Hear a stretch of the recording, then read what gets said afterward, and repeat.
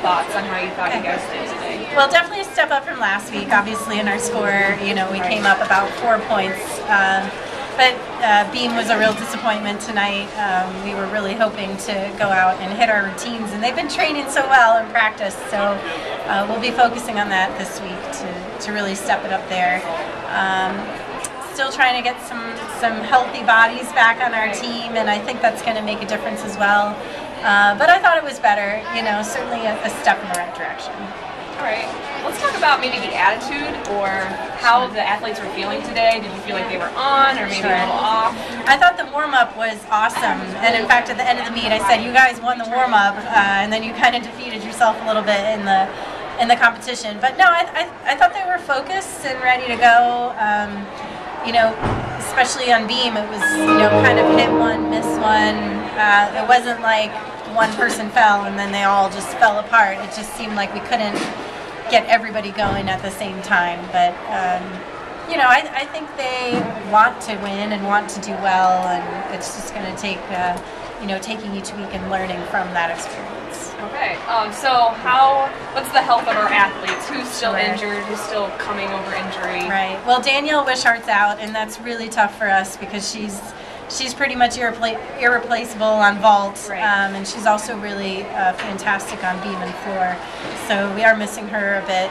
Dawn Chrisman's coming back, although her ankle really isn't 100%, and we kind of saw that on floor tonight. She just barely made it through the routine, and I may need to consider letting her, you know, step off that event just to really let it heal, but we'll see. And then we have some athletes that we haven't even seen yet that are coming back in the gym. They just quite are, you know, they're not quite ready to go out and compete yet, and those athletes will also make a difference for us in a few of our lineups. So noticed that we didn't have one athlete that was able to compete in all 4 events tonight. Right. So are we hoping to maybe solidify that lineup this week? Or Sure. We actually had the 6 athletes on every event. What we didn't have was the exhibition spot filled. And that's always nice to have because that's really your backup. So if somebody goes out, you want to have your exhibition ready. And that is something we hope to be able to get to. But having those solid 6 on every event is the most important thing. All right.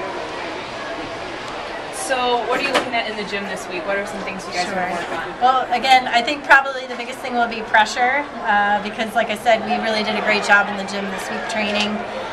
But I don't think that they necessarily handled the pressure of tonight all that well. So we'll be focusing on just putting them in situations where maybe, you know, a lineup is asked to hit, and if they don't, the assignment will be really difficult, or put the pressure on one person in particular if we feel they're having difficulty, and the assignment would be kind of based on how they do in their routine.